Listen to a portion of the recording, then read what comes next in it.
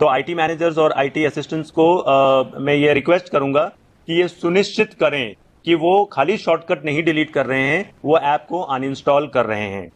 अगर आप देखोगे तो एंड्रॉयड में बहुत सारे फ्लेवर है। सैमसंग का अपना एक अलग वर्जन है, रेडमी का अपना एक अलग वर्जन है, शाओमी का अलग वर्जन है, ओप्पो का कलर ओएस है। तो ये सारे एंड्रॉयड के अलग अलग फ्लेवर हैं और इंटरफेस के हिसाब से वो अलग अलग ऑप्शन देते हैं कि भाई करो।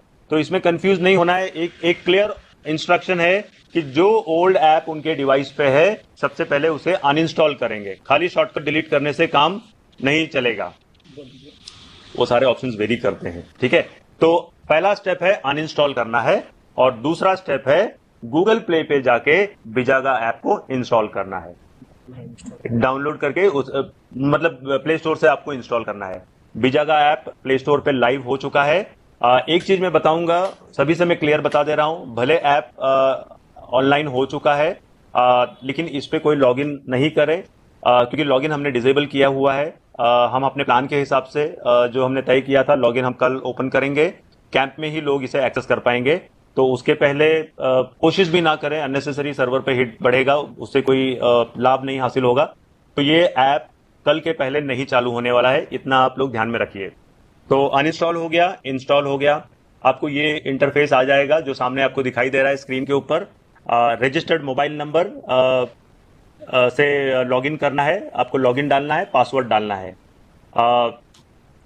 यहाँ फॉरगॉट पासवर्ड का ऑप्शन दिया हुआ है, मतलब जाहिर सी बात है इतने टाइम के बाद में अगर यूजर आएंगे तो उन्हें डिवाइस को फिर से रजिस्टर करना पड़ेगा, सब कुछ करना पड़ेगा। तो जैसे ही आप ये स्क्रीन पे आओगे फॉरगॉट पासवर्ड पे क्लिक करोगे। फॉरगॉट पासवर्ड एक फंक्शनैलिटी है जो काफी लोगों को पता है। फॉरगॉट पासवर्ड में ये होता है कि जब मैं फर्स्ट टाइम आता हूं फॉरगॉट पासवर्ड पे क्लिक करूंगा, क्लिक करने के बाद में अपना मोबाइल नंबर डालूंगा, आगे कंटिन्यू करूंगा, मेरे मोबाइल पे एक ओटीपी आएगा, मैं अपना पासवर्ड सेट करूंगा और वो जो नया पासवर्ड मैं सेट करूंगा उसी पासवर्ड को यूज करके मैं लॉगिन करूंगा सिस्टम में। जैसे ही मैं सिस्टम में लॉगिन करूंगा, अभी तक इसमें कोई चेंज नहीं है, मतलब मैं जो बता रहा हूं ये ऑलरेडी हम काफी डिटेल में पहले भी ट्रेनिंग कर चुके हैं, तो कोई नई बात नहीं है। लॉगिन करने के बाद में ये आपको स्क्रीन सामने आएगा जहां आपको सर्वे लिस्ट दिखाई दे, सर्वे लिस्ट और ऐड कास्ट सर्वे डेटा आपको मिलेगा। आपको जब आप ऐड कास्ट सर्वे डेटा पे क्लिक करोगे तो इस तरीके से आपको हाउस होल्ड सर्वे लिस्ट दिखाई देगा।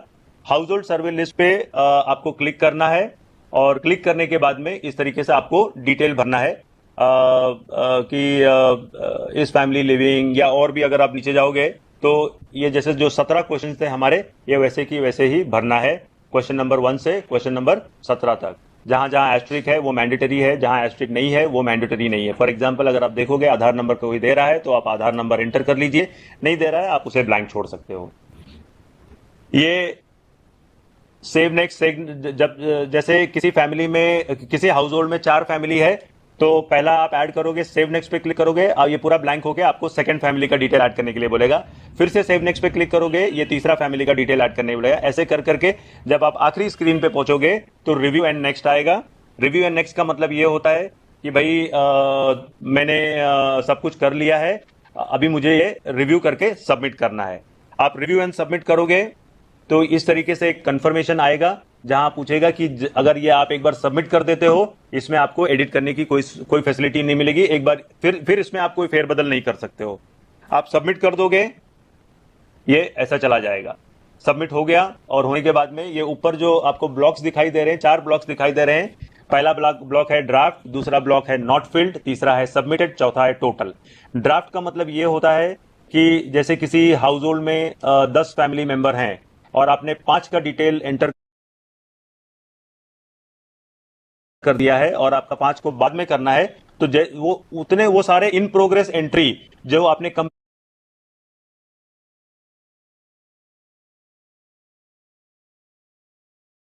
सबमिटेड वो है जो आप जब आप रिव्यू एंड सबमिट पे क्लिक करते हो वो तो सबमिटेड का काउंट आएगा। और टोटल मतलब टोटल कितने हाउस होल्ड हैं। मैं अभी आपको बताना चाहूंगा कि कल जब ये अनइंस्टॉल करके आप लोग इसे इंस्टॉल करोगे तो पहले जितने भी आपने सबमिट किए हैं वो आपको सबमिटेड ब्लॉक में दिखाई देगा।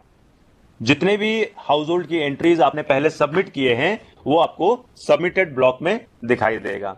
एक चीज मैं आप लोगों को ये बताना चाहूंगा जो पहले और अब में थोड़ा एक चेंज है कि जब आप सबमिटेड पे क्लिक करोगे, जब वो ग्रीन बॉर्डर के अराउंड आप क्लिक करोगे, तो हो सकता है आपको फैमिली डिटेल्स नहीं दिखाई दे। आपको मतलब इन्यूमरेटर्स को ये बताना है कि इसमें कोई दिक्कत नहीं है, ये हमारे चेंज स्ट्रेटेजी के तहत है कि एक बार वैसे भी जो चीज आप सबमिट कर देते हो, आपको एडिट करने का ऑप्शन नहीं था। पुराने ऐप में ये फैसिलिटी थी कि आप उसे क्लिक करके आप देख सकते हो कि भाई 10 फैमिली मेंबर हैं तो उनके क्या नाम है, क्या क्या वैल्यू आपने सबमिट किए हैं, ये खाली देखने की सुविधा थी। नए ऐप में कल जब आप ये काम करोगे तो उसमें बहुत सारा टाइम ऐसे सिचुएशंस आएंगे जहां आप पाओगे कि भाई ये हाउस होल्ड का डेटा मैंने सबमिट तो कर दिया है, ये ग्रीन बॉर्डर भी यहां मुझे आ रहा है, बट इसका मुझे फैमिली डिटेल्स नहीं दिखाई दे रहा है। वो पूरी तरीके से नॉर्मल है, उस पर बिल्कुल चिंता नहीं करना है। डेटा हमारे पास आ गया है, किन्हीं टेक्निकल रीजंस की वजह से, हमारी चेंज स्ट्रेटेजी के वजह से हम उसे नहीं दिखा पा रहे हैं, बट उससे फंक्शनैलिटी में कोई फर्क नहीं पड़नी चाहिए। ये ट्रेनिंग के अलावा जो मैंने अभी आप लोगों को बताया है, ये ट्रेनिंग के अलावा एक इन्यूमरेटर का वीडियो है जो पहले हमने रिकॉर्ड किया था। वो वीडियो भी मैं रिक्वेस्ट करूंगा कि आईटी मैनेजर्स भी उसे देखें, आईटी एडमिन्स भी देखें, इन्यूमरेटर्स को भी देखने के लिए कहिए, ताकि वो थोड़ा एक रिफ्रेशर हो जाए उनके लिए कि भाई ये किस तरीके से होता है। तो पहले और अब में सिर्फ एक ही चेंज है, वो भी फंक्शनल चेंज नहीं है।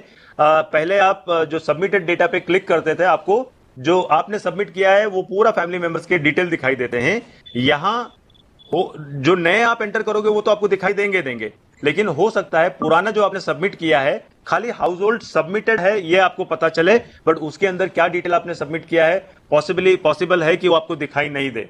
ये कोई इश्यू नहीं है और इसके ऊपर किसी को रीच आउट भी नहीं करना है कि भाई मुझे मेरा डिटेल नहीं दिख रहा है।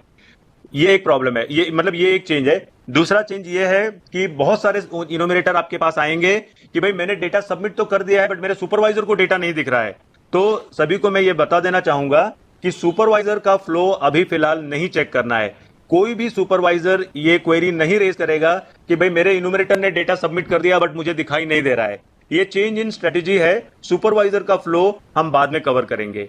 अभी कल से जो ये एक्टिविटी चालू होगी, ये सिर्फ इन्यूमरेटर के ऊपर फोकस है और इसमें इन्यूमरेटर से एक्सपेक्टेशन ये है कि वो अपना डेटा सबमिट करते जाए।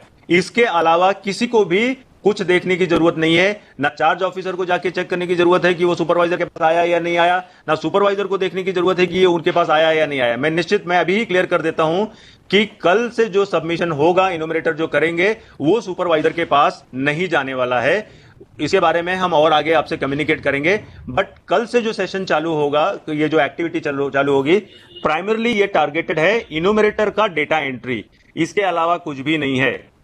तो कोई सुपरवाइजर ना तो ये देखने की कोशिश करें कि भाई मेरे इन्यूमरेटर का डेटा मुझे क्यों नहीं दिख रहा है। अब आप इन्यूमरेटर को कॉल करोगे, इन्यूमरेटर मुझे कॉल करेगा, हेल्प डेस्क को कॉल करेगा कि भाई मैं सबमिट किया जा रहा हूं बट डेटा दिख नहीं रहा है। तो इसलिए ध्यान रख लो कि ये नोन सिचुएशन है। This is a part of our strategy कि अभी हमारा फोकस जो है, it is only on ensuring that enumerator is able to submit the information. इसके अलावा कोई भी चीज नहीं करना है। इन्यूमरेटर अपना डेटा सबमिट कर पावे, हमारा काम खत्म हो गया। ना सुपरवाइजर को कुछ ध्यान देना है, ना आगे के लेवल को कुछ ध्यान देने की जरूरत है। इसके साथ में मैं अपना ट्रेनिंग यहीं समाप्त करता हूं।